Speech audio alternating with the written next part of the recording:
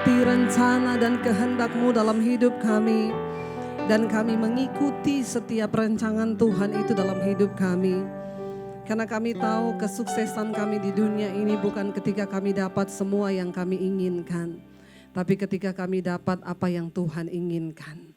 Berbicara bagi kami, sampaikan isi hati-Mu di tengah kami. Urapi hamba-Mu yang tidak ada apa-apanya Tuhan, kami buka hati bagi firman-Mu. Yang percaya Tuhan di tengah kita, memberkati kita. Mari katakan bersama, amin. Tepuk tangan sorak-sorai bagi Tuhan. Silakan duduk saudara, shalom. Minal aidin wal faizin ya, mohon maaf lahir dan batin. Ya saudara, alhamdulillah ya. Saudara, saya percaya bahwa dalam hidup ini adalah seperti tadi ya, waktu kita berdoa saya berkata bahwa kesuksesan seseorang dalam dunia ini bukan ketika dia dapatkan semua yang dia mau, tapi ketika kita temukan apa yang Tuhan mau dalam hidup kita. Katakan amin ya. Kira-kira menemukan yang Tuhan mau dalam hidup kita itu susah atau susah? Berapa banyak yang sudah menemukan kehendak Tuhan dalam hidupnya? Bisa lambaikan tangan? Ini pertanyaan penting loh saudara. Karena apa sih tujuan kita beriman? Bukankah untuk menemukan kehendak Tuhan di dalam hidup kita? Amin. Loh benar gak saudara? Saya pengen kita agak merenung sedikit gitu ya. Untuk apa kita bolak-balik ke gereja, untuk apa kita beribadah, untuk apa kita baca Alkitab, untuk apa kita berdoa, untuk apa kita melakukan segala rutinitas keagamaan kita. Ya satu kan tujuannya supaya kita temukan kehendak Tuhan di dalam hidup kita. Amin apa amin? Kita baca ayatnya aja ya biar lebih ngerti, jangan saya bikin bingung nanti saudara ya. Mari buka Lukas, Injil Lukas pasal yang ke-24. Mulai ayat yang ke-13 kita baca sama-sama. Injil Lukas 24 ya, ayat yang ke-13 mulai sampai ayat yang ke-20 ya, kita baca secara bergantian. Injil Lukas pasal 24 ayat yang ke-13 sampai ayat yang ke-20 ya. Kalau sudah dapat katakan amin. Saya baca ayat 13, saudara 14 dan seterusnya ya. Pada hari itu juga 2 orang dari murid-murid Yesus pergi ke sebuah kampung bernama Emmaus yang terletak kira-kira 7 mil jauhnya dari Yerusalem. Ayat yang ke-14, ayat yang ke ya. Ya, ayat 15 berkata begini ya. Ketika mereka sedang bercakap-cakap dan bertukar pikiran, datanglah Yesus sendiri mendekati mereka lalu berjalan bersama-sama dengan mereka. Ayat yang berikutnya 17.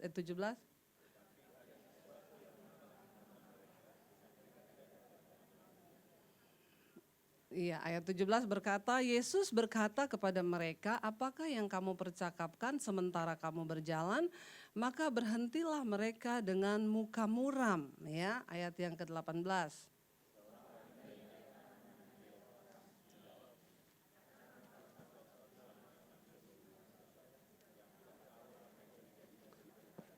Jadi saudara, ayat ini menceritakan ceritanya begini, ketika Yesus disalib lalu dia mati, hari ketiga dia bangkit. Pada waktu Yesus bangkit lalu gempar, waktu itu ya Maria dan teman-temannya pergi ke kuburan lalu mereka melihat tidak ada Yesus di sana dan ada malaikat menampakkan diri dan berkata bahwa Yesus telah bangkit. Nah pada hari yang sama pada waktu itu 2 orang murid Yesus mau pulang kampung jalan ke Emmaus ya. Karena mereka pikir Tuhan yang mereka sembah udah mati, mau ngapain lagi, mending pulang kampung. Ya, karena harapan mereka pupus, Yesus yang mereka sembah, Yesus yang mereka luk-lukan ternyata mati. Jadi mereka pulang kampung. Alkitab ini berkata 2 orang murid Yesus ya. Bukan hanya simpatisan loh, tapi 2 orang murid Yesus. Ketika mereka sedang berjalan ya menuju ke Emmaus, kira-kira 7 mil jauhnya perjalanan mereka. Lagi ngobrol, lalu tadi Alkitab ini berkata bahwa siapa yang datang di tengah-tengah mereka? Yesus sendiri. Tapi kedua murid ini tidak mengenal siapa Yesus. Jadi ternyata murid juga bisa gak kenal Yesus loh. Murid loh. yang tiap hari ikut Yesus, tiap hari dengar ajarannya, tiap hari dengar firman-Nya, lihat kuasanya, lihat dia dipraktekkan, dia membangkitkan orang mati, bisa nggak kenal loh sama Yesus. Ya, lalu ayat tadi berkata, Yesus bertanya kepada mereka, apa yang kalian sedang percakapkan ketika kalian sedang berjalan? Lalu dua orang murid itu berkata begini, hello, mungkin satu-satunya orang asing di negeri ini kamu ya, yang tidak tahu apa yang sedang terjadi, apa yang lagi viral hari-hari ini. Kamu nggak baca Instagram ya, nggak lihat Facebook ya, apa yang sedang terjadi ya. Kamu nggak ngerti, beneran nggak tahu beritanya yang sedang heboh hari-hari ini. Yesus bilang saya nggak tahu. Yesus juga pura-pura tidak tahu. Yesus tanya, emang apa yang sedang terjadi? Lalu mereka bilang apa? Coba lanjut ayat yang tadi, ayat yang berikutnya bilang apa? Ya, katanya kepada mereka, apakah itu? Yesus tanya, apa yang terjadi? Jawab mereka, apa yang terjadi dengan Yesus orang Nazaret? Dia adalah seorang nabi yang berkuasa dalam apa? Pekerjaan dan perkataan di hadapan Allah dan di hadapan seluruh bangsa kami. Sebuah pernyataan yang hebat keluar dari murid Yesus. Mereka bilang, kamu tahu nggak, Yesus orang Nazaret itu, dia seorang yang berkuasa di hadapan Allah, ya, dan di seluruh bangsa kami dalam perkataan dan perbuatan dia sangat hebat dan berkuasa. Kenapa mereka bisa ngomong begitu? Karena mereka lihat Yesus sembuhkan orang sakit, dia bangkitkan orang lumpuh, orang buta bisa berjalan, ya, bisa melihat, orang mati bahkan bisa bangkit. Sebuah pernyataan iman keluar dari mulut mereka, Yesus itu hebat, luar biasa. Lalu ayat berikutnya bilang apa? Baca sama-sama. Tetapi imam-imam kepala dan pemimpin-pemimpin kami telah menyerahkan dia untuk dihukum mati, dan mereka telah, sehebat apapun perkataan sebelumnya, perhatikan baik-baik, kata tetapi ini menghapus semua perkataan sebelumnya. Jadi istri-istri, kalau engkau dipuji suamimu misalnya gini, kamu itu cantik loh, tapi udah nggak usah ngomong, tutup aja mulutnya. Karena pasti mengecewakan ya. Kata tetapi membatalkan semua pernyataan sebelumnya. Ya, kamu sebenarnya cantik loh, tapi gendut. Itu menyakitkan saudara. Ya, kamu tuh cantik loh, tapi galak. Aduh ya, apalagi itu. Tapi cerewet. Aduh itu, walaupun cantiknya di depan manis, cantik, baik, kata tapi membatalkan seluruh pernyataan sebelumnya saudara. Mereka bilang Yesus hebat, berkuasa, dahsyat di hadapan Allah, di hadapan seluruh bangsa kami. Tapi imam-imam membunuh dia, dia disalibkan. Batal semua enggak pernyataan tadi? Di situ ada sebuah kata yang membatalkan semua pernyataan sebelumnya. Lalu dia sambung lagi dengan kata yang berikutnya. Coba saudara baca ayat yang berikutnya bilang apa? Kita baca sama-sama. 1, 2, 3. Padahal kami dahulu mengharapkan bahwa dialah yang datang untuk membebaskan bangsa Israel. Tetapi sementara itu telah lewat 3 hari sejak semuanya.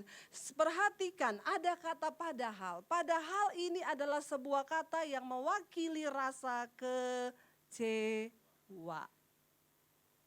Apapun perkataan Anda sebelumnya, kalau ada kata padahal, batal semuanya. Dulu saya pikir suami saya itu suami yang luar biasa. Dulu dia baik bu, ya. Ya, padahal jadi gini, ya suami saya itu saya nggak tahu ya sekarang itu kok jadi, padahal dulu. Ini ada kata kecewa saudara, ya. Saya pernah dengar ada satu orang ibu berkata begini, suami saya selingkuh bu, ya. Dia bayangkan dia beliin rumah itu pelakor di samping rumah saya, ya. Itu semua orang sudah suruh saya ceraikan dia.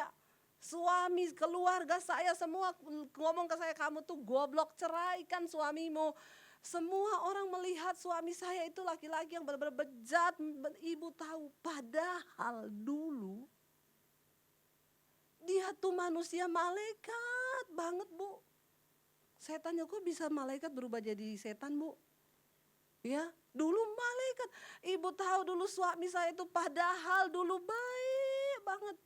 Dia nggak bisa nyakiti perasaan saya dan berulang-ulang kali dia bilang sama saya gini, saya kalau udah menikah, saya tidak akan bakal berselingkuh karena saya ini lahir dari keluarga yang berselingkuh. Saya tahu bagaimana sakitnya anak itu dikecewakan oleh seorang bapak yang selingkuh. Saya tahu bagaimana sakitnya mama saya ketika menerima kenyataan bahwa papa saya berselingkuh. Itu selalu dia ulang-ulang ibu dari mulut saya. Padahal suami saya dulu baiknya luar biasa. Kata padahal selalu lahir dari sebuah rasa kecewa. Jangan ada kata padahal di antara kita. Amin. Itu sekarang saya kemarin saudara pelayanan ada satu orang ibu ya, dia juga pelayan Tuhan. Selesai khotbah dia datengin saya, dia bilang, Bu Debbie saya mau konseling nih Bu. Kenapa? Anak saya di Bandung Bu. Tiba-tiba SMS saya, mama nggak perlu kecewa, nggak usah tanya. Saya cuma mau ngomong sama mama, saya sekarang sudah jadi mualaf. Ibu tahu Bu sekarang dia jadi muslim. Padahal Bu, dulu dia worship leader di gereja GBI, bahasa roh. Padahal Bu, padahal ini memang selalu kata padahal itu lahir dari sebuah tidak sesuai dengan yang kita harapkan. Dulu murid-murid menyangka ketika Yesus datang di Israel, dia menjadi raja di Israel. Lalu mereka kan jadi RT, lumayan tuh dijanjiin 1M 1 RT kan. Begitu jadi ternyata dimintain 1 RT 1 juta. Ya. Padahal dulu dia janji loh, kalau dia terpilih dapat 1 orang 1M 1 RT. Ya, padahal berarti tidak sesuai dengan kenyataan. Ya, itu namanya PHP. Tahu nggak PHP saudara? Bapak ibu yang kurang-kurang gaul saya kasih tahu ya. Supaya kalau ada anak muda yang ngomong, mama papa itu PHP banget ya. PHP itu pemberi harapan palsu. Ya, buat bapak ibu yang belum tahu saya kasih tahu. Nanti anak kita nggak ngomong ini, memang mami papi itu PHP. Ya, pemberi harapan palsu. Ini kata padahal muncul dari harapan yang palsu. Kenapa murid kecewa? Karena mereka nggak ngerti rencana Tuhan. Orang itu kalau nggak ngerti rencana Tuhan banyak kecewanya. Amin. Amin apa amin? Kita sering kecewa nggak ikut Tuhan. Kita banyak kali kecewa nggak ikut Tuhan saudara. Di dalam bisnis ya ikut Tuhan. Duh saya pikir ya bisnis saya akan begini. Ternyata ya ada sepasang suami istri pengusaha datang sama saya. Bu Debbie doain ya perusahaan kita. Kita nih usaha puluhan tahun gak pernah rugi loh. Baru tahun ini kita rugi. Terus udah kayak orang mau mati sekarat saudara minta didoakan. Saya bilang berarti puluhan tahun Bapak Ibu untung terus. Nah, kenapa gak cari saya? Waktu untung gak cari saya saudara, rugi cari saya. Ya, cari pendeta, waktu rugi cari pendeta. Loh Pak Bu, ya Alkitab bilang ada saatnya untung, ada saatnya jangan mau untung terus, itu gak adil, amin.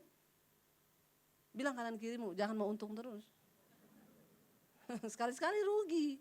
Kenapa? Karena rugi mengajari kita arti bersyukur. Kadang-kadang orang untung terus gak lupa bersyukur saudara, amin. Loh bener gak? Saya bilang sama mereka, Pak Bu harusnya waktu untung terus puluhan tahun cari saya. Minta didoakan. Bu ini gak bener loh, kenapa? Masa kita untung terus loh puluhan tahun ini loh. Ini gak adil loh Bu. Harusnya sekali-sekali rugi dong, bener gak? Gak ada amin kalau ngomong rugi. Itulah orang Kristen, maunya untung. Ya kalau Pak Niko khotbah, saudara akan mengalami mujizat yang tidak lazim. Amin, semua teriak.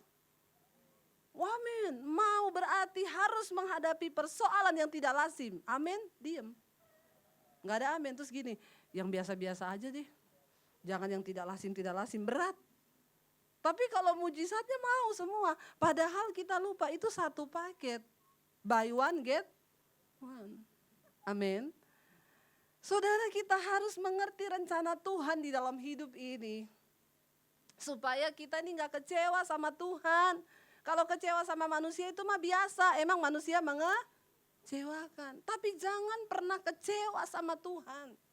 Ya. Kalau kita kecewa sama Tuhan tuh biasa, kita kecewa sama Tuhan tuh luar biasa, kecewa sama manusia mah biasa.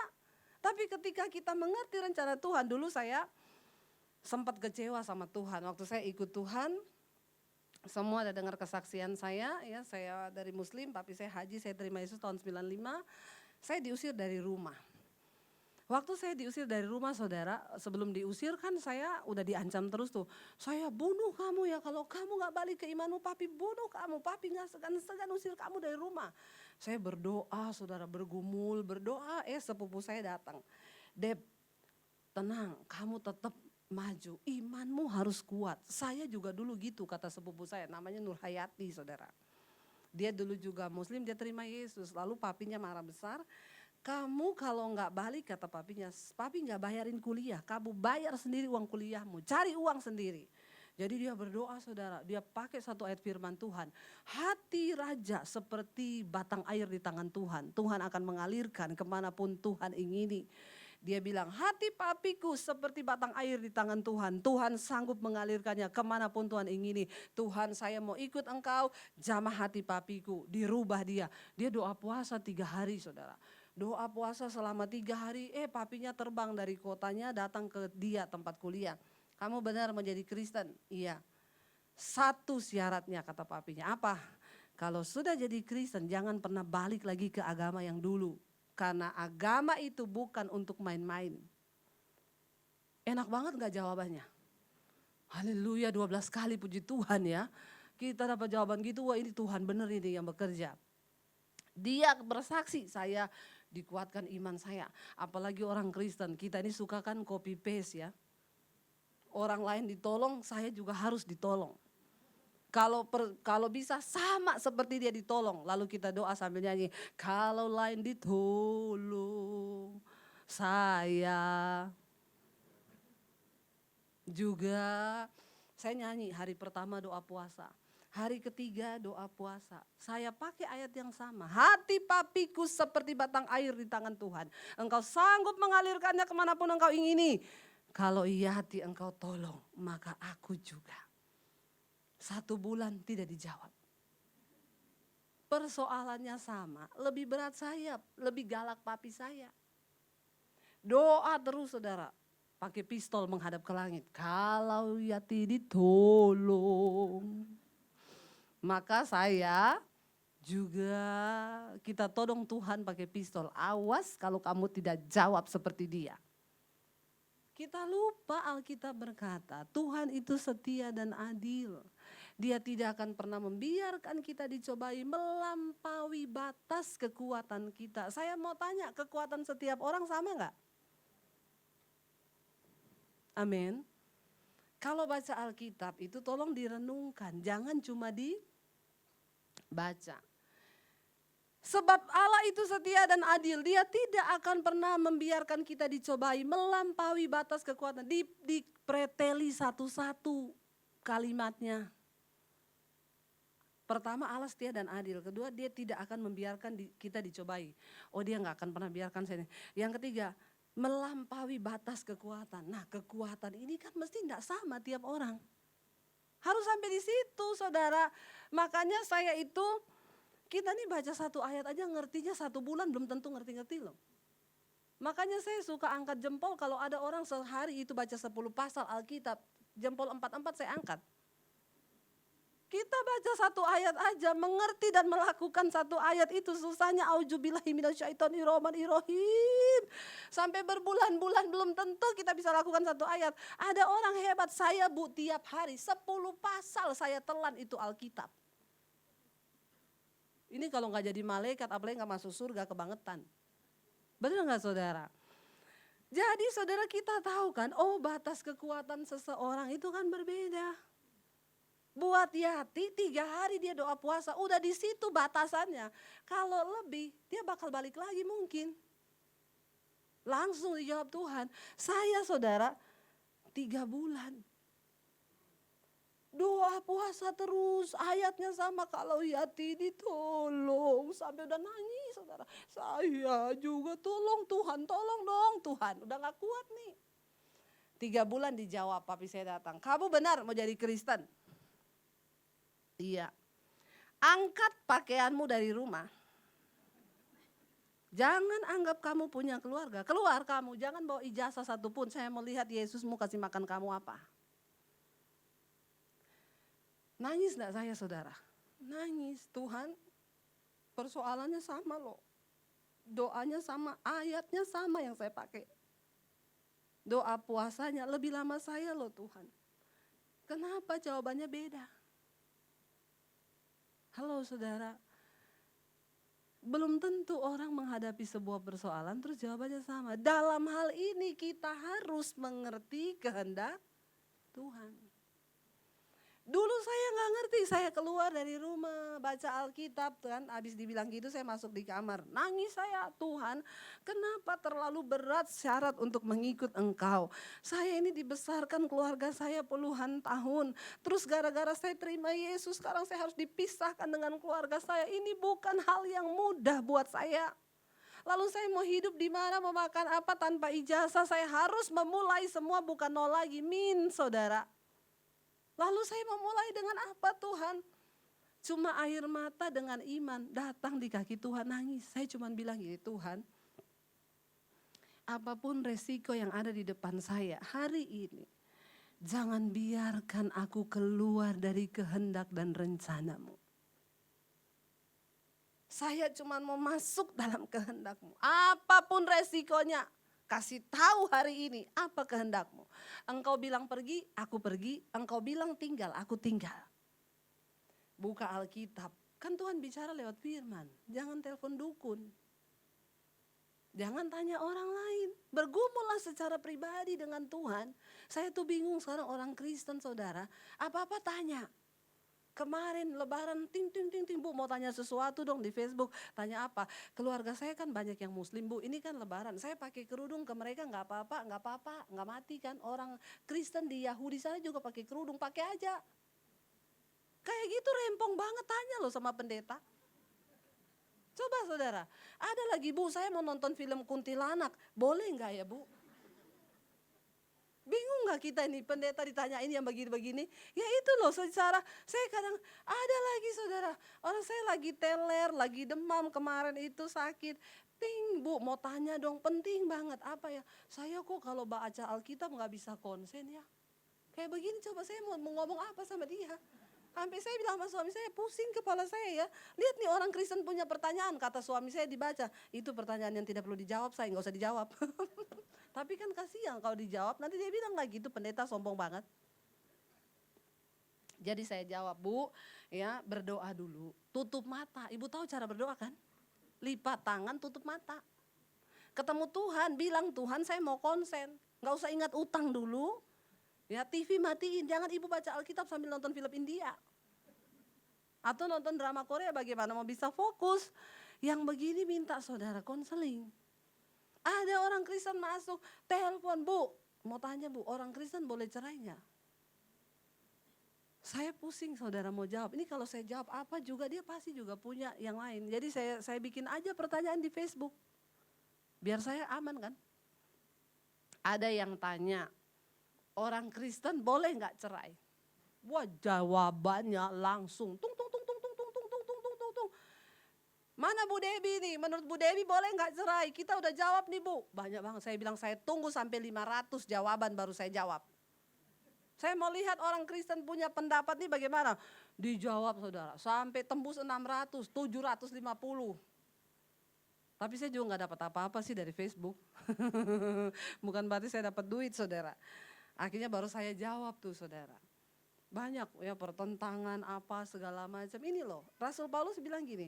Asas-asas kekristenan aja engkau masih harus diajari. Padahal kalau ditinjau secara umur udah pada tua. Lo benar gak saudara? Kita ini kalau ditinjau secara umur udah harusnya kita ini jadi pengajar. Tapi ya kayak gitu masih tanya Bu nonton Jai Langkung boleh gak? Rempong gak saudara kita ini harus menjawab yang begitu. Kalau lu penakut gak usah tonton. Nanti lu gak bisa tidur, lu minta didoakan pendeta lagi. Bu saya gak bisa tidur, kenapa? Tadi habis nonton film Jai Langkung. Saya doakan Jai Langkung datanglah kepada dia.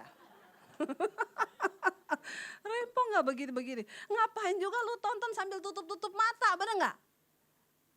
Orang Kristen tuh begitu nonton, nggak usah nonton, kalau begitu nonton yang lucu-lucu aja, amin. Hidup ini sudah berat, nggak usah ditambahin dengan berat lagi beban ketakutan, amin. Kita nggak usah nonton film horor aja, banyak yang horor di hidup ini. Bisa suamimu horor, istrimu horor, tetanggamu juga bisa horor, orang tua juga bisa horor. Anak pun kadang bawa roh horor. Jadi nggak usah tonton film-film yang begitu, amin. Karena Alkitab bilang, aku tidak memberikan roh ketakutan. Roh ketakutan itu berasal dari setan. Jadi kalau engkau nonton film Jailangkung, berarti engkau sedang meresapi roh dari setan. Hati-hati loh saudara ya. Ya gitu aja, lu takut nggak? Kalau takut nggak usah nonton, kalau berani nonton aja sana. Berarti imanmu kuat. Nggak usah aneh-aneh saudara ya. Orang itu hidup itu sudah lurus-lurus saja. Daripada lu gak bisa tidur, tambah-tambah beban lagi. Pikir utang, udah gak bisa tidur. Masih mikir Jailangkung. Coba saudara, aneh gak? Aneh ya. Lalu saya berdoa, Tuhan kasih tahu saya, engkau suruh saya pergi dari rumah, saya pergi loh Tuhan. Tapi kalau engkau suruh tinggal, saya tinggal. Doa, habis doa baca Alkitab, buka dapat ayat. Berbahagialah kamu jika karena namaku engkau meninggalkan ayahmu, ibumu, rumahmu, ladangmu, pekerjaanmu, atau apa saja karena engkau akan memperolehnya lipat kali ganda. Nggak hitung 3, yes, engkau bicara padaku Tuhan lewat ayat ini. Saya pergi kemasi barang, mami saya nangis, mau kemana kamu? Kamu benar-benar mau pergi, tega kamu. Ngalah aja dulu, tunggu papi sama mami mati baru jadi Kristen. Kelamaan mam. Loh benar saudara, bukan itu, ini waktu Tuhan buat saya. Terus kamu mau makan apa, mau hidup di mana? Yesus bertanggung jawab atas hidupku mam. Saya juga secara manusia gak mau ini terjadi. Saya berangkat tinggalkan rumah. Masih gak ngerti kenapa ini terjadi. Saya tinggal di sepupu saya, dari Poso saya ke Kota Palu. Tinggal di rumah sepupu saya Nur Hayati itu. Di tempat kosnya dia. Saya bilang ini gara-gara saya ngikuti doamu loh. Makanya saya diusir dari rumah ini. Kamu yang ngajarin saya berdoa begini. Lalu saya tinggal di kos-kosannya dia 1 tahun. Tiap hari yang saya lakukan cuma nangis. Kenapa? Untuk bisa dapat makan, tinggal di kos-kosan. Ya cuci baju anak kos, nyapu, ngepel, masak. Ya upahnya apa? Dapat makan gratis di situ. Jadi kayak pembantu saya, tiap hari nangis, Tuhan ngikut engkau sengsara banget sih. Iblis bilang memang goblok kau, pulang ke rumahmu sana. Di sana pembantu yang cuciin baju, mau ngapain di sini kamu jadi pembantu cuma ikut Yesus, goblok banget. Tapi baca Alkitab, engkau telah dibeli, harganya lunas dibayar. Karena itu hidupmu bukan milikmu lagi, tapi milikku kata Yesus. Saya baru menyadari, ternyata saya sudah kehilangan hak atas hidup saya. Ketika engkau terima Yesus, engkau kehilangan hak atas hidupmu. Makanya ada lagu yang bilang suka-sukamu. Saudara tahu kita ini kan dulu semua budak, ya budak. Lalu ditebuskan, harganya lunas dibayar. Budak zaman dulu itu begitu dibeli sama tuannya, dia kehilangan hak hidupnya saudara. Tidak dijamin sama pemerintah. Tergantung tuannya mau bunuh dia, mau diapain, mau disate, itu sudah hak tuannya zaman dulu, zaman perbudakan. Makanya kita ini diibaratkan budak. Bahkan zaman dulu budak itu kalau tuannya bepergian di waktu dingin, dia bawa beberapa budak. Untuk apa? Ketika dia kedinginan, budak itu dibaringkan di tanah, ada satu algojo, belah perutnya. Untuk apa? Tuannya cemplungin 2 kakinya dalam perut budak itu supaya gak kedinginan. Seperti itu nasib budak, dia kehilangan hak hidupnya. Kita ini dulu budak dosa, sudah mati harusnya binasa. Ditebus, dibeli, lunas kata firman Tuhan. Karena engkau telah dibeli dan harganya lunas dibayar. Kita berpindah kepemilikan dari tangan setan menjadi anak Tuhan. Dan ketika engkau ikut Tuhan, apapun yang Tuhan mau buat, kita gak punya hak lagi atas hidup kita. Saya nangis dan bilang, Tuhan aku gak punya hak atas hidup.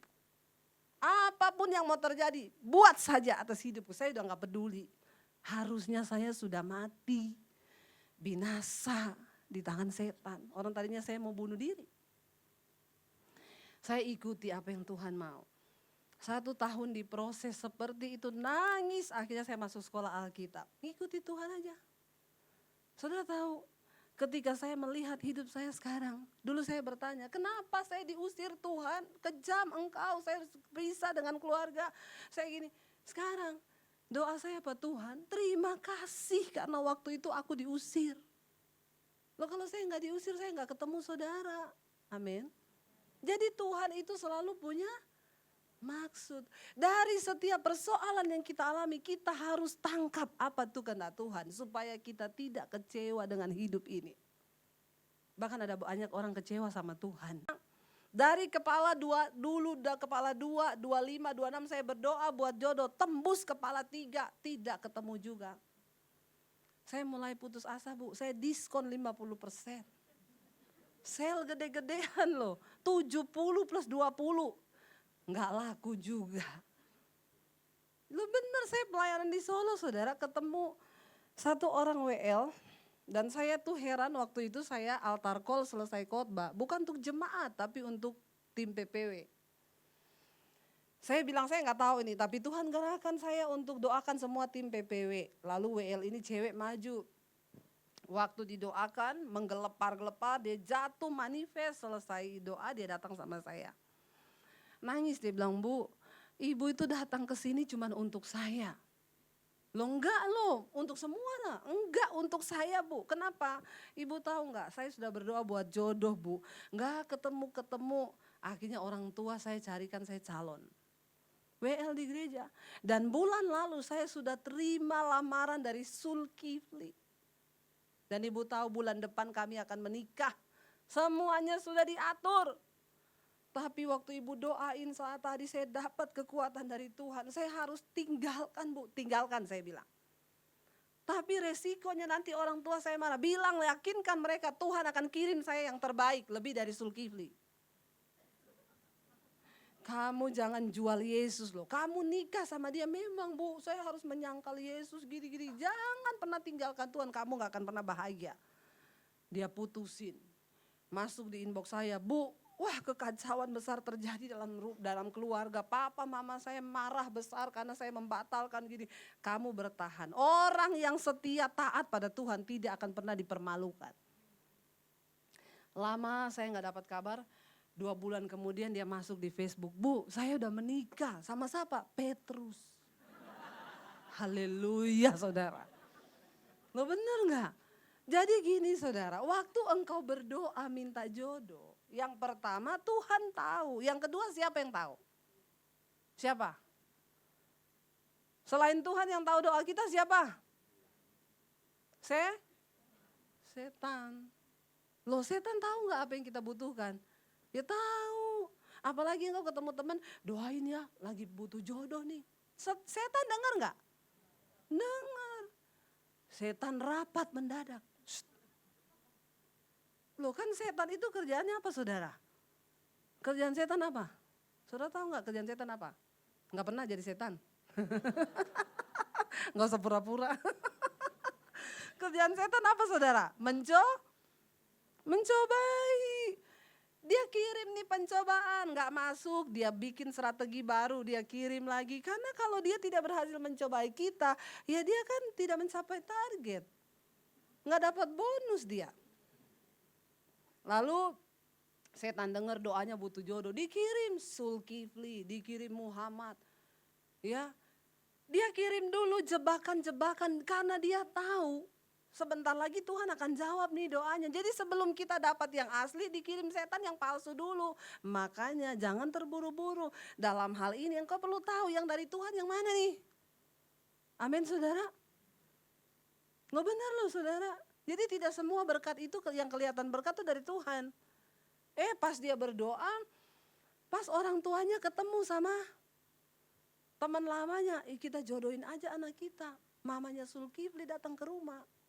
Mamanya bilang, loh lu lagi berdoa minta jodoh kan? Nah, Tuhan ketemukan mama sama mamanya Zulkifli. Ya udah lu nikah aja sama Zulkifli. Loh tapi mas saya kan WL di gereja. Gak usah peduli gitu, di Jawa itu kan semua agama itu ya sama-sama lah ya. Nggak apa-apa lah, sama aja. Yaudah, ya kamu sama Zulkifli aja. Ternyata Tuhan tuh udah punya dikirim Petrus. Ya, tapi Petrus ini kan masih dalam tahap pengiriman. JNE-nya masih terhalang ini ya, karena cuaca buruk. Udah nyampe duluan Zulkifli. Makanya dia bilang gini, Bu Debi untung waktu itu ibu datang loh. Ya, saya bilang enggak, itu karena Tuhan mendengar doamu. Amin saudara. Lo ingat enggak ketika Daniel berdoa meminta hikmat? Kan itu dikirim ya setan terus, setan. Tetapi Alkitab berkata karena Daniel tidak pernah berhenti berdoa. Ya, Tuhan kirim malaikat Mikael untuk halangi itu setan, orang-orang Persia di atas udara yang menghalangi jawaban doa ini. Jangan pernah berhenti bertanya sama Tuhan saudara. Amin. Saya dulu waktu mau beli rumah di Jakarta, datang di Jakarta mau beli rumah, nanya-nanya, akhirnya dapat saudara. Ya waktu itu soalnya gubernurnya masih yang lama, jadi DP-nya masih 30%. Gubernur baru kan harusnya 0% ya. Padahal janjinya 0%, tetapi ya itu kata padahal dan tetapi semua. Ya lalu ya saya tuh lagi layani ada suami istri, ya mereka lagi ada masalah dalam rumah tangga mau bercerai. Karena saya tiap hari layani mereka mau bercerai, ya jadi mereka tuh tahu kadang-kadang telepon, Bu bisa ke rumah nggak bisa, saya ini lagi cari-cari rumah. Oh ibu mau beli rumah, iya. Lalu dia tanya, Bu ada kendala apa enggak yang kita bisa bantu gitu ya. Kami merasa ibu tuh sudah banyak mendoakan keluarga kami di saat kami lagi kacau, ibu bisa datang, jadi nggak apa-apa lah kita bantu. Gini aja Pak kalau mau bantu saya Pak Bu, ya gini loh, jadi saya ini kan nggak bisa ambil apa-apa lewat bank. Karena ya bank itu selalu syaratnya slip gaji, saya ini nggak ada slip gaji. Jadi kalau ditanya ibu ada kerja, ada gaji, ada, slipnya mana? Nggak ada. Lah gajinya dari mana Bu? Kok nggak ada slipnya? Dari sorga Mas. Terus slipnya dengan iman. Orang bank bilang, bos saya tidak beriman Bu. Jadi maaf kita nggak pakai slip dengan iman. Jadi agak repot saya saudara ya. Jadi ya udah saya bilang sama dia, Pak ada nggak Bapak punya kenalan bank atau apa yang ya bisa urusin saya ini loh. Saya ini nggak bisa tembus di bank. Oke ya. Dia telepon ya orang BCA gini. Pokoknya ini digolkan ya, harus ini saya jadi penjamin lah, penjamin gini. Oke. Lalu dia tanya yang kedua apa lagi Bu? Pak bisa negoin enggak? DP-nya jangan 30%. Oh ya coba saya tanya, itu kalau DP-nya enggak 30% bisa enggak? Wah enggak bisa, itu aturan bank, saya enggak bisa utak-atik. Enggak bisa Ibu. Oh berarti nggak jadi, emang uang ibu kurang? Iya kurang berapa? Banyak Pak, berapa? 75 juta. Bu aman, saya yang tangani 75 jutanya, saya jaminkan ibu di bank. Ini udah oke, BCA udah oke ya, nanti ibu siapin semua berkas-berkasnya biar diambil sopir saya diatur. Ya saya pikir kan mujizat kan saudara, beres semua nggak? Beres kan, saya pulang saya cerita sama suami saya, itu bapak sama ibu mau tolong kita gini. Ya udah berarti udah aman kita ya. Saya doa, malam-malam doa tanya Tuhan kan. Tuhan ini kehendakmu apa bukan? Tanya dulu. Waktu lagi doa, suara Tuhan ngomong gini, jangan kamu terima bantuannya, jangan terima uang 75 jutanya. Tolak dalam nama Yesus. Saya tengking itu suara, dalam nama Yesus. Lo bener gak? Lah ini kan mujizat saudara di depan mata, bener gak? Saya bergumul sampai keringat dingin saya. Diam terus, suami saya bilang ini, kenapa kamu tiba-tiba berubah? Saya gak tahu mau ngomong apa ini saya bilang. Ya, tapi gak bisa dibohongin. Alkitab bilang kita ini kan tawanan roh. Kalau orang itu jadi tawanan roh, apa yang kau terima dari Roh Kudus, engkau gak bisa bohong, sekalipun itu menyakitkan, kita gak bisa pura-pura gini, anggap gak denger. Ya gak mungkin. Gak mungkin kita anggap gak denger tuh gak mungkin, mending gak denger sekalian daripada denger. Makanya ikut Tuhan itu kadang-kadang gak enak. Memang gak enak. Saya diam, suami saya tanya, saya ada apa? Kenapa kamu tiba-tiba berubah gini? Itu loh. Saya minta tanda gini, Tuhan kalau ini memang suara Tuhan, suami saya setuju. Kalau dia gak setuju, berarti aku harus melakukan firman, istri tunduk pada suami. Loh Tuhan dilawan kan pakai firman.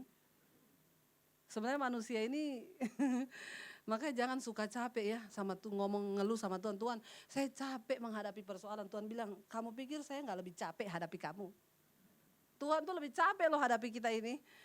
Jadi saya punya senjata gitu. Kalau suami saya bilang ambil, ya berarti kan itu Alkitab bilang istri tunduklah pada suamimu. Saya cerita sama dia. Jawabannya gini, ya kalau Tuhan yang ngomong, jangan loh. Ya dia tidak mendukung saudara. Berarti kami harus menolak ya. Saya bergumul di dalam hati Tuhan, gak ada jalan lagi loh, cuma ini jalan. Di meja makan, mertua saya ngomong, Tuhan tuh ajaib ya di saat memang kalian membutuhkan gini-gini. Wah ini kesaksian besar gini-gini. Dia udah seneng kan saya udah cerita. Saya bilang, Bu, gak jadi. Kenapa? Saya tuh doa dapat suara Tuhan gini-gini, saya harus tolak semua pertolongannya mereka. Mertua saya bilang gini, itu tuh dari Tuhan loh. Enggak ada orang tuh mau nolong sampai seperti itu kalau bukan Tuhan loh yang gerakan. Tapi saya enggak ada ayatnya taatlah kepada mertuamu. Enggak ada ayatnya, saya cari-cari enggak ketemu saudara. Itu ketawanya biasa aja. Kayaknya bermasalah sama mertua juga itu. Jadi saya ini gini, ya nggak ada ayatnya lagi. Ya udah, jadi saya sampai takut ketemu bapak itu. Dia telepon SMS terus, Bu, kapan syaratnya siap? Ini orang BCA udah telepon terus. Bentar Pak, saya lagi berdoa. Berdoa apa lagi Bu? Ini tuh jawaban doa Ibu udah dijawab Tuhan. Saya lagi tanya Tuhan terus Pak. Enggak, udah gini aja. Saya sampai enggak berani ketemu, sampai dia bilang gini aja. Kalau ibu enggak mau berutang, ya udah anggap ini saya enggak bantu gratis. Ibu cicil aja, tiap bulan ibu mampunya berapa?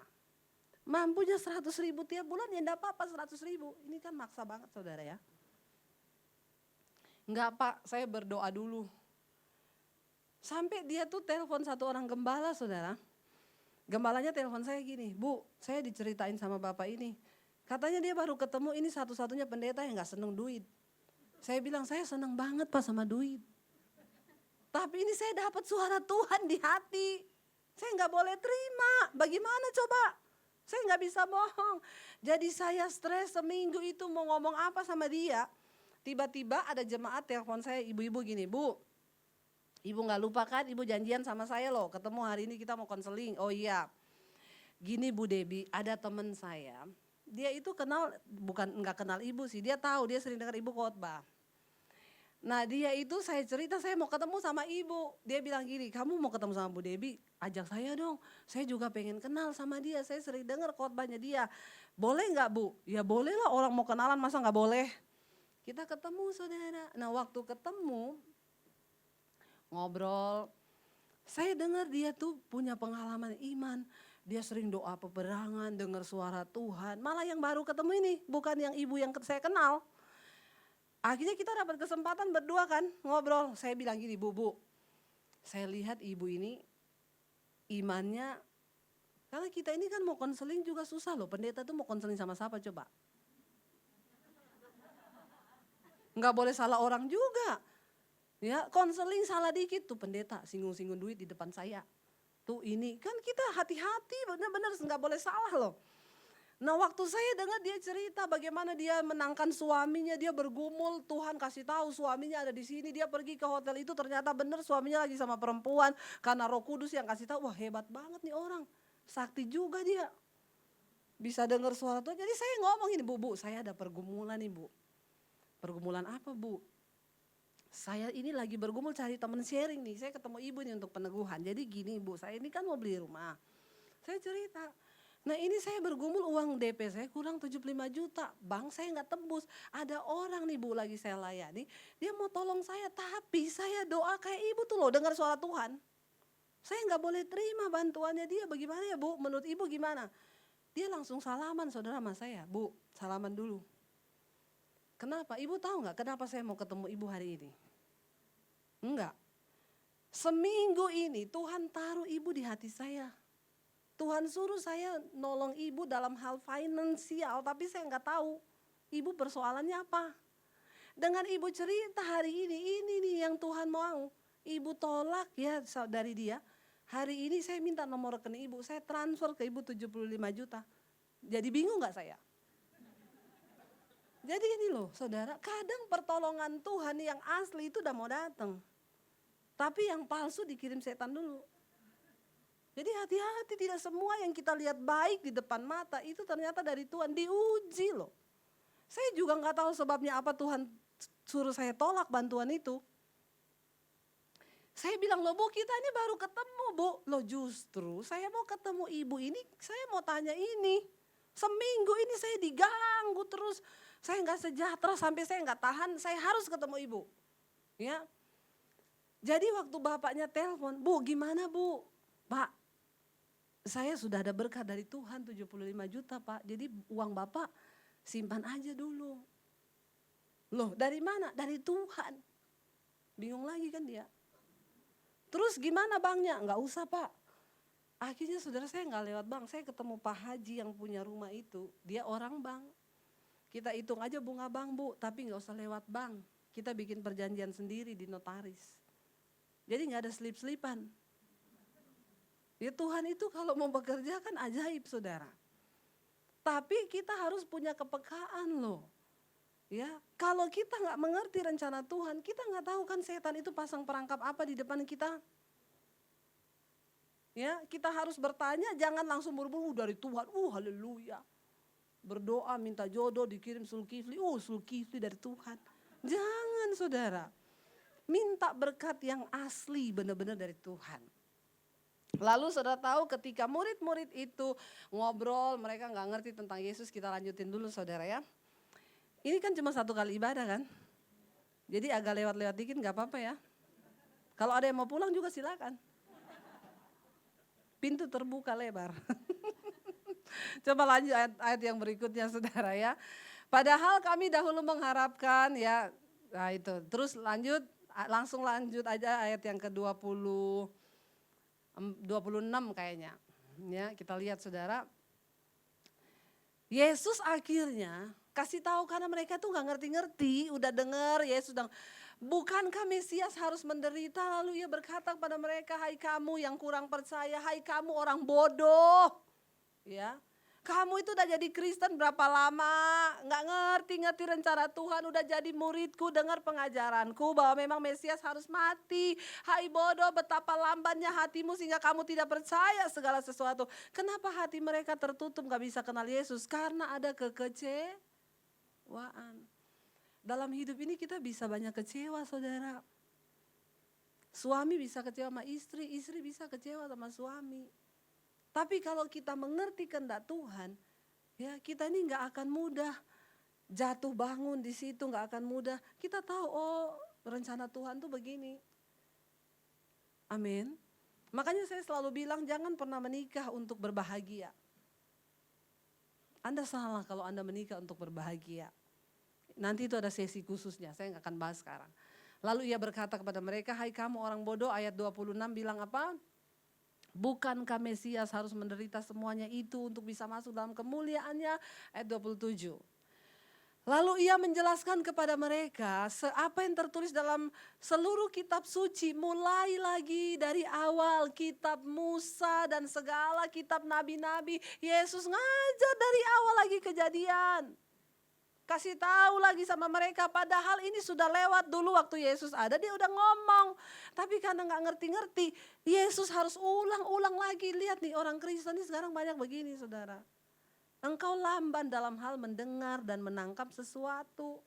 Karena ya gitu lagi di gereja mikir abis ini makan apa ya. Firman lewat gak ngerti. Oke baca ayat yang ke-28 bilang apa? Mereka mendekati kampung yang akan mereka tuju dan ia berbuat seolah-olah hendak meluruskan. Belum ngerti juga kalau itu Yesus loh. Udah mau nyampe di Emmaus, gak ngerti. Yesus pura-pura mau lurus, mereka belok. Ya mereka udah mau exit nih.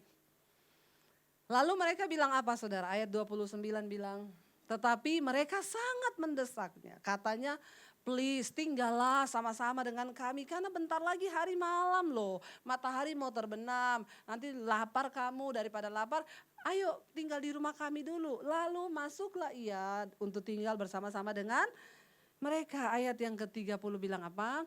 Waktu ia duduk makan dengan mereka, ia mengambil roti, mengucapkan berkat dan lalu memecah-mecahkannya dan memberikannya kepada mereka. Lalu ayat 31, ketika itu baca sama-sama, terbukalah mata mereka dan tetapi ia, waktu Yesus perjamuan, mata mereka terbuka. Baru mereka, ya ampun, ini Yesus, begitu sadar itu Yesus. Dia rugi enggak? 7 mil perjalanan dari Yerusalem ke Emmaus. Enggak ngerti kalau itu Tuhan. Mereka kehilangan Kairos selama 7 mil perjalanan itu. Mereka kehilangan waktu Tuhan, mereka kehilangan kehendaknya, mereka kehilangan semua berkat-berkatnya karena mereka tidak mengenal siapa Yesus. Orang Kristen 40 tahun jadi Kristen, kalau engkau tidak mengenal siapa Yesus dan rencananya, engkau kehilangan kairosnya Tuhan 40 tahun. Rugi saudara. Coba kalau dari awal mereka kenal Yesus, tidak ada kecewa. Makanya dalam hidup ini jangan banyak kecewa. Sama ipar kecewa, sama mertua kecewa, sama mantu kecewa, sama kakak kecewa, sama adik kecewa. Enggak usah kecewa loh, hidup ini memang begini. Kita ini mau berbuat jahat atau baik, yang namanya kecewa itu pasti datang. Tanpa kita undang, kadang kita mau buat baik aja bisa dikecewakan loh sama orang. Benar gak saudara? Kita ini mau buat baik sama keluarga aja bisa, cuma mau berbuat baik aja bisa kecewa loh kita. Apalagi kalau kita buat jahat, kita bikin baik aja kecewa loh kita. Loh benar saudara, ini hidup, tapi jangan tinggal di dalam kekecewaan itu, engkau akan kehilangan kairos Tuhan di dalam hidupmu. Coba kalau dari awal hati mereka tidak ada kecewa. Mereka mengerti selama jam perjalanan itu mereka gini, Tuhan kami percaya Engkau menggenapi rencanamu, engkau tidak mati. Memang engkau disalib, tapi kami yakin Yesus datang. Pasti mereka gini, ya ampun Tuhan, kok engkau itu? Benar gak saudara? Lalu mereka bisa mulai ngobrol. Tuhan terus nanti ke depan ini kita gimana Tuhan? Kan Tuhan bisa kasih tahu sama mereka. Ke depan ya kamu akan begini-begini. Nanti aku akan menyatakan kuasaku, Roh Kudus akan dicurahkan. Kan enak saudara. Kenapa kita gak pernah ngerti-ngerti kehendak Tuhan? Ribut terus. Bu, saya sama mertua gak pernah akur. Kenapa? Mertua saya tuh aneh. Saya tuh kadang bingung saudara ya. Ada orang Kristen ya, musuhmu itu setan bukan mertua, amin. Lo bener gak saudara? Jadi saya cuma bilang gini aja, kalau saya memahami gini. Itu kan yang kita nikahi anaknya. Dia yang sekolahin itu anaknya. Ya, para istri-istri. Saya mau ngomong nih. Yang sekolahin suami kita itu dulu mamahnya dan papahnya. Kita dapat dia udah sarjana. Sudah kerja, sudah terima gaji. Enak banget gak kita? Halo? Jangan marah sama saya ya. Saya cuma mau kita ini jadi Kristen yang benar ya. Kita dapat dia udah gajian. Kasihan siapa sebenarnya? Nanti kan kita juga bakalan punya anak kan? Kan akan begitu juga kan. Kita sekolahin dia tinggi sampai di luar negeri. Kita biayain waktu dia punya gaji. Dia dibawa sama istrinya sama suaminya. Lalu kalau mamanya minta apa, coba kalau kita mantu yang bisa ngerti. Gak akan ada pertempuran sebenarnya. Benar gak? Saya yakin kalau mantu-mantu itu berbuat baik sama mertuanya. Engkau jadi mantu yang disayang sama mertuamu. Yesus bilang ikatlah persahabatan di dunia ini dengan mamon. Coba engkau rajin kasih duit mertuamu, amin. Ada lagi yang tertawa lebar ini. Gak ada yang amin. Ya itu kan sebagai tanda kita balas budi kan. Dia udah gedein suami kita kan dari kecil. Amin ibu-ibu. Gak ada yang amin ibu-ibu di sini nih. Mesti gak seneng sama saya semua nanti. Tapi bu, mertua saya aneh, seaneh-anehnya orang kita berbuat baik terus berbuat baik. Mau aneh dia? Ngerti aja. Ada orang, Bu, mertua saya lagi datang. Berantem saya terus di rumah sama dia. Bukan cuma sama dia, sama suami tiap hari saya ribut kalau ada dia. Memang mertua begitu. Mertua saya kalau datang saudara, dia masukkan ke dapur, saya goreng tempe nih. Jangan dipotong terlalu tebal. Kenapa? Suami saya namanya Daniel. Itu Daniel gak suka tempe yang tebal. Dia kan merasa dari kecil kan dia yang pelihara. Dia tahu selera anaknya. Padahal anaknya nikah sama saya udah 15 tahun. Dia udah ikut selera saya. Dia gak seneng tempe yang begitu. Dia seneng yang buatan saya. Tapi namanya mertua, nyoma irisan. Goreng buat anakmu. Seneng dia. Dipotong, diiris, dimasak.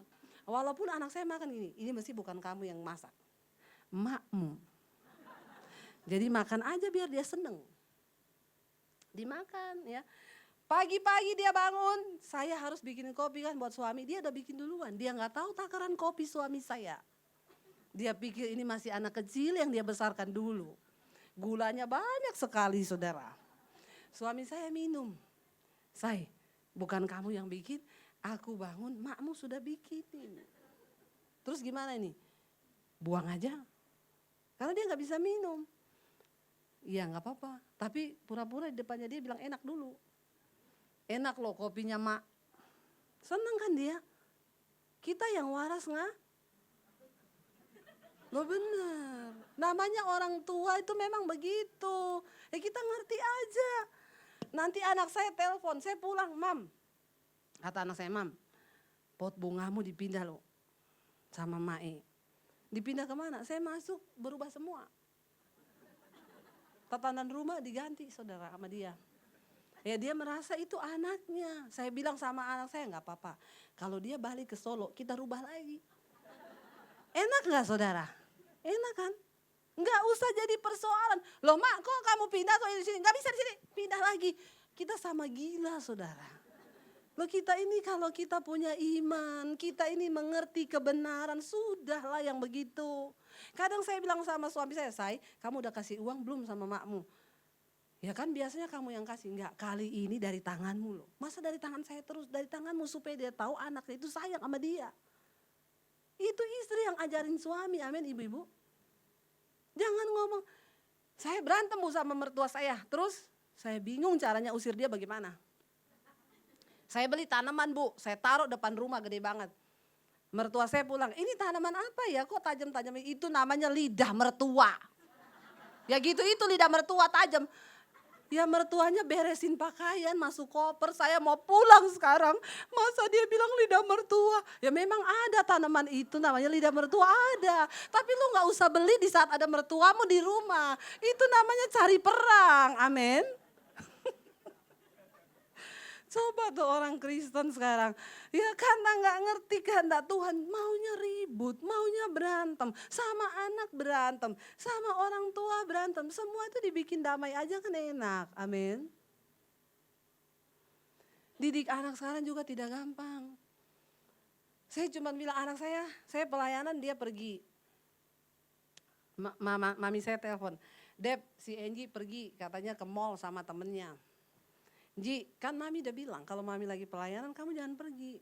Mam, please deh, aku tuh udah janjian lama sama teman-temanku, ini dia ada yang ulang tahun. Saya lagi di Palu sama suami, mau berantem bagaimana lewat telepon, gak bisa. Ji, mami tahu di hatimu ada Roh Kudus. Kamu tanya sama Roh Kudus hari ini, kamu pergi atau pulang? Ya, tanya aja sama Roh Kudus ngomong apa, lakukan. Roh Kudus ngomong pergi, pergi. Roh Kudus ngomong pulang, pulang.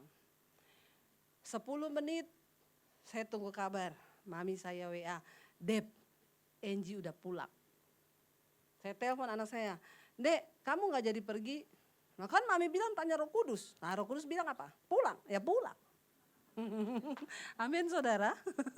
Kita mau ribut-ribut, gak ada untungnya. Ya bawa aja mereka ke firman.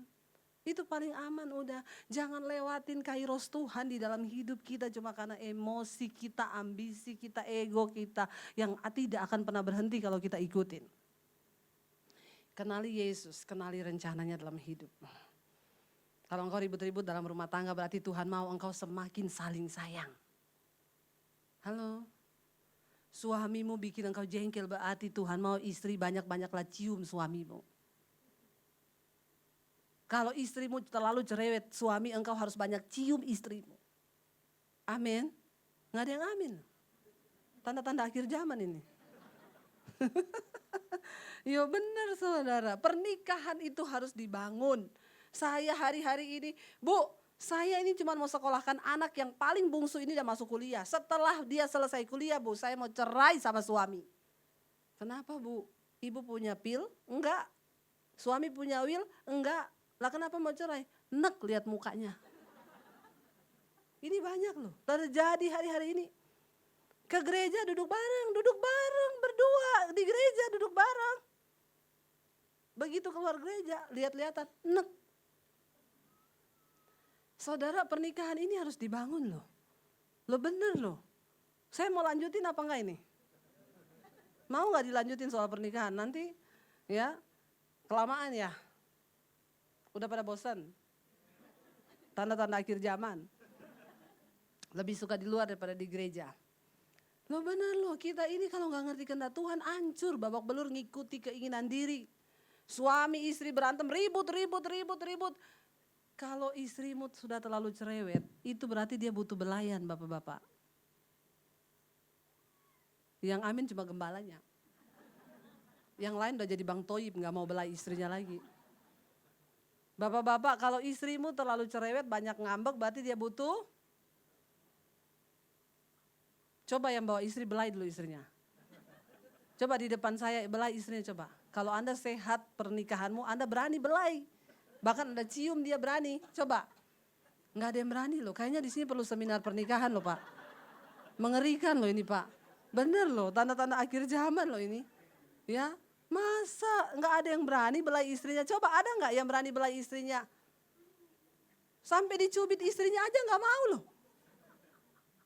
Ampuni Tuhan Yesus, ampuni. Ya, lo bener mesra itu bukan cuma di kamar, ya. Dibangun pernikahan itu. Ibu-ibu kalau suamimu udah banyak ngambek, cemberut, nah itu berarti dia butuh perhatian. Jangan lewatin, bikinin dia sarapan, bikinin dia kopi kalau pagi ya. Tapi dia menjengkelkan, Bu, saya mau bikin kopi mau saya kasih sianida. Tobat ya. Enggak boleh loh. Tuhan melarang itu. Jangan ya. Yuk bangun saudara. Kenapa? Kebahagiaan itu kita yang buat. Kebahagiaan itu kita yang buat. Kalau kita mau turut sama firman Tuhan, kita yang buat untuk kita bisa bahagia. Kenapa? Karena bahagia itu bukan keadaan tetapi pilihan. Usir setan jauh-jauh dari rumahmu. Ya, kalau udah mau ribut, jangan ribut. Say, daripada ribut, pelukan yuk. Amin. Ini akhir zaman memang ya. Lo bener loh, saudara, mengerikan loh. Sekarang rumah tangga diserang loh sama setan. Kita kehilangan keintiman suami istri. Makanya saya selalu bilang kalau ada orang mau konseling pernikahan sama saya, Bu, saya mau menikah. Saya mau tanya dulu, kamu menikah untuk apa tujuanmu menikah? Untuk bahagia, pulang gak usah nikah. Kita ini terlalu banyak masuk di dalam kerohanian yang di awan-awan. Jadi gak pernah diajarkan tentang asas dari pernikahan itu sebenarnya apa. Menurut Alkitab saudara, kebahagiaan yang sesungguhnya itu kan orang kenapa gak boleh menikah untuk bahagia? Karena konsep bahagianya kita dengan konsep bahagianya Tuhan itu berbeda. Kita ini terlalu banyak nonton drama Korea. Jadi gambaran kita suami yang ideal itu yang bawa bunga tiap hari ya. Kalau nangis dia bawa sekuntum mawar. Ya. Padahal kan ibu-ibu sekarang lebih suka bukan bunga mawar tapi bunga bang. Ibu-ibu matre ya. Lebih suka bunga bang. Jadi enggak ya, pernikahan itu dibangun ya. Pernikahan itu karena waktu kita dulu pacaran itu kan manusia itu kan suka yang palsu. Waktu pacaran itu dibangun di atas dasar kepalsuan. Semua yang manis dikeluarkan. Waktu pacaran, masa promosi, iklan. Nanti waktu udah menikah, masa iklannya habis. Nah itu tersisa yang pahit. Nah waktu yang pahit ini nih bagaimana kita menjalaninya. Jangan lihat berapa lama rumah tanggamu, tapi lihat kualitas di dalam rumah tangga kita. Adakah Tuhan di dalamnya? Nanti aja kapan-kapan saya bahas karena waktunya memang sudah kelewatan jauh. Saya juga udah capek ngomong di sini saudara. Ya, jadi jangan lewatin kairosnya Tuhan dalam hidup kita, dalam pernikahan kita. Saya undang para imam musik. Kenapa saudara? Kita rugi 40 tahun jadi Kristen, 60 tahun tapi tidak pernah mengerti rencana Tuhan. Rugi waktu kita menghadap Tuhan. Ditanya sama Tuhan, kamu selama hidup tahu gak kehendakku? Gak tahu apa-apa Tuhan, lah kemana aja lu? Hari ini kita mau bilang Tuhan kami mau mengerti rencanamu atas hidup kami. Mari kita bangkit berdiri sama-sama.